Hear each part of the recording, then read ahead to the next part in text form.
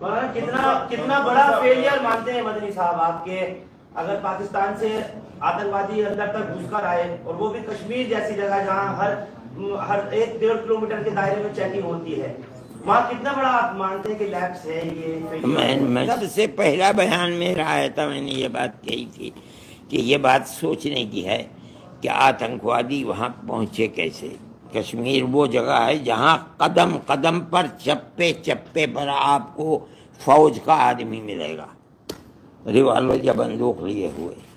ایک جگہ جہاں 2000 سے لے کر 3000 تک سیر و تفریح کرنے والے کہاں کہاں کے دنیا کے کس کس خطے کے لوگ موجود ہیں، اور وہاں نہ کوئی پولیس والا ہے نہ کوئی فوجی ہے، اور اتنی دور ہیں کہ اس واقعے کے بعد بندوق سے قتل کیا ہے، اس کی آوازیں ہو رہی ہوں گی، 1.5 گھنٹے تک وہاں کوئی آیا نہیں۔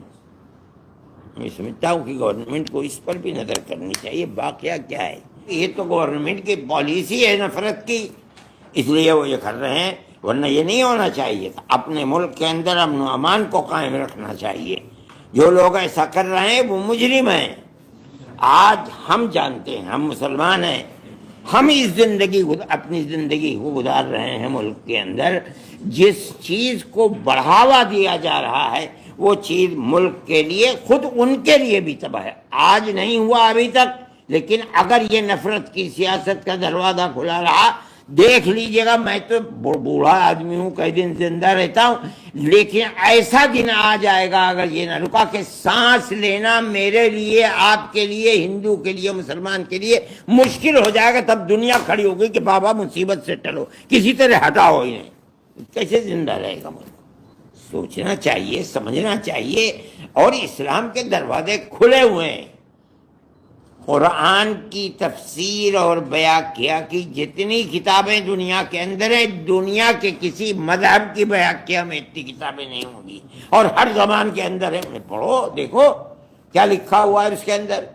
کیسے آپ نے کہہ دیا کہ جہاں دیکھو کافر کو وہاں قتل کر دو؟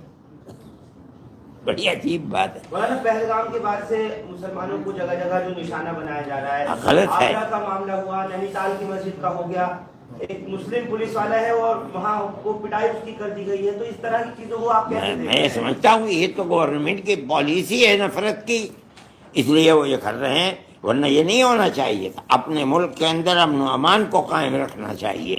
جو لوگ ایسا کر رہے ہیں وہ مجرم ہیں۔ ارے بھائی، اگر قصور ہے تو ان 3 4 5 7 آدمیوں کا جنہوں نے قتل کیا ہے، جو جی چاہے کر دو۔ میں اپنے گھر بیٹھا ہوا، میں نے تو سنا کسی سے کہ بھائی ایسا ہو گیا، میرا کیا جرم ہے کہ آپ مجھے قتل کرنے لگیں گے؟ انہوں نے جو کیا، اگر یوں کہو کہ وہ 70% گناہ کیا، برا کیا، میں کہوں یہ 100% برا ہے۔ کیوں کسی کو قتل کرتے ہو؟ اپنے ملک کے امن و امان کو کیوں آگ لگاتے ہو؟ ظلم کے لیے کسی نے اپنی زمین کو، اپنے ہتھیار کو، اپنے آدمیوں کو وسیلہ بنایا ہے، ہم اس کو کنڈم کرتے ہیں، چاہے وہ امریکہ ہو جو قتل کر رہا ہے وہاں، چاہے پاکستان ہو، چاہے ہندوستان ہو، چاہے چائنا ہو۔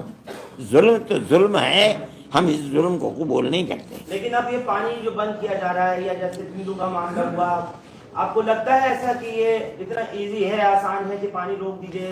ارے بھائی، 2:30 بجے آپ نے پریس کانفرنس رکھ کے میرا کھانا بند کر دیا، اب بتاؤ جرم ہے نہیں ہے ظلم؟ بھائی مجھے کیا دینا ہے یار، پانی کو کوئی بند کرتا ہے، بند کر دو پانی کو۔ بابا پانی آج سے تھوڑا ہی پتہ نہیں کتنے ہزار سال سے ستلج، بیاس، راوی، چناب، جہلم بہ رہے ہیں، وہاں جا کر کے وہ دریائے سندھ بن جاتے۔ آسان ہے ان دریاؤں کہاں لے جاؤ گے؟ پیار و محبت کی حکومت ہونی چاہیے، نفرت کی حکومت نہیں ہونی چاہیے۔ ملک تو پیار و محبت سے زندہ رہتا ہے میرے بھائی۔ جس نے پیار و محبت کو آگ لگا دی، اس نے اپنے ملک کو آگ لگا دی۔ اگر وہ آتنکوادی ہیں تو ان کے گھروں کو گرا دیا گیا، بہت اچھا ہے۔ اگر آتنکوادی وہ نہیں تھے اور گھر کو گرا دیا گیا تو میں نہیں سمجھتا ہوں کوئی آدمی اس کی تائید کرے گا۔ میں نہیں جانتا ہوں کہ وہ آتنکوادی تھے یا نہیں۔ اگر وہ آتنکوادی تھے اور 100% یقین تھا ان کے گھروں کو گرا دینا، یہ حق تھا کہ گرا دیا جاتا، بلڈوزر چلا دیا جاتا۔ لیکن اگر وہ نہیں ہے تو ان کے اوپر بلڈوزر کا چلانا میں نہیں سمجھتا ہوں کہ اس کی کوئی آدمی تائید کرے گا. کیا ہوا یہ گورنمنٹ کا فرض ہے کہ اس کو دیکھے اور وہ جہاں سے یہ سوت پھوٹ رہا ہے اس سوت کو بند کرے. ورنہ آج ہوا ہے کل کو پھر ہو جائے گا کچھ دنوں کے بعد. تو پلوامہ جو ہوا تھا اس کا بھی آج تک نہیں پتا. میرے بھائی نہیں پتا تو مجھ سے کیا پوچھتے ہو؟ مجھے یار میں نے تھوڑا ہی کرایا تھا. ایک مسجد بھائی 50 مسجدیں گر گئیں اور 50 مسجدیں گریں گی. پرانے قانون کے اندر یہ ہے کہ اگر کسی شخص نے مسجد بنائی، مکان بنایا، گھر بنایا اور وہ پاکستان چلا گیا، اس کی ساری جائیداد کسٹوڈین کے اندر چلی جائے گی. لیکن اگر اس نے وقف کیا ہے تو وہ وقف محفوظ رہے گا، وہ کسٹوڈین میں نہیں جائے گا. یہ پرانا قانون ہے. اس نئی ترمیم نے اس قانون کو ختم کر دیا. اس کا مطلب ہے کہ جتنی مسجدیں بنائی ہوئی ہیں مظفر نگر کے اندر اس زمانے کی، ان سب مسجدوں کے اوپر بلڈوزر چل جائے گا. آپ ایک مسجد کرو رہے ہو، میں سمجھتا ہوں کہ 50 نہیں 100 ہزاروں مسجدیں گرا دی جائیں گی. آپ دیکھیے، انتظار کیجئے. قانون یہ اور کہا جاتا ہے، مجھے حیرت ہوتی ہے کہ آدمی کھڑے ہو کے کہتا ہے کہ ہم نے حفاظت کے لیے بنایا. ارے ظالموں، ہڑپ کرنے کے لیے بنایا کہ رہے ہو حفاظت کرنے کے لیے بنایا. یہ ہے قانون. آپ دیکھ لیجئے اٹھا کر کے دفعہ 108 اور 107. کل سنوائی ہے سپریم کورٹ میں. سنوائی دیکھا جائے گا کیا ہوگا. ہم سمجھتے ہیں کہ کورٹ جو فیصلے کر رہا ہے عام طریقے کے اوپر وہ فیصلے عدل و انصاف کے فیصلے ہوتے ہیں. ہمیں توقع ہے خدا کی ذات سے کہ عدل و انصاف کا فیصلہ ہوگا. مولانا، مسلم پرسنل لا بورڈ کے ذریعے جو الگ الگ وہ لوگ پروٹیسٹ کر رہے ہیں، کالز دے رہے ہیں، اس کو آپ لگاتار سپورٹ کر رہے ہیں. میں کہتا ہوں کہ آپ صدر سے پوچھیے، جمیعت علماء کے بارے میں مجھ سے پوچھیے، میں بتاؤں گا آپ کو. جمعیت کتنا ساتھ ہے کتنا ساتھ نہیں ہے؟ کس کے ساتھ؟ آل انڈیا مسلم پرسنل. ہر اچھے کام میں آپ کے بھی ساتھ ہوں. کوئی کام غلط کرتے میں کس کے ساتھ ہوں؟ میں تو نہیں کسی کے ساتھ ہوں. اگر غیر قانونی طریقے کے اوپر بنگلہ دیشی ہندوستان میں رہتے ہیں، وہی نہیں، ہندوستانی غیر قانونی طریقے پر سعودی عرب میں رہتا ہے، مجرم ہے، اسے نکال ہی دینا چاہیے.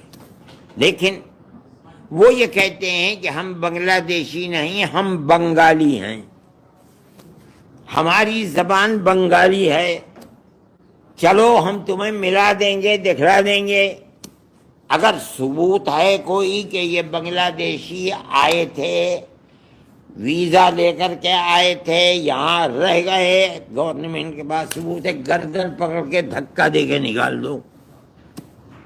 لیکن اگر وہ بنگالی ہیں، آسامی ہیں، تریپوری ہیں اور زبان ان کی وہی ہے جو بنگلہ دیش میں بولی جاتی ہے، تو صرف زبان کی بنیاد پر، جبکہ آپ کا ملک اور وہ ملک ایک ہی پہناوا، ایک ہی زبان بولتا ہے، آپ کسی کے ہاتھ کو پکڑ کر کے بنگالی بولتا ہے لہذا بنگلہ دیشی ہے نہ کریں گے.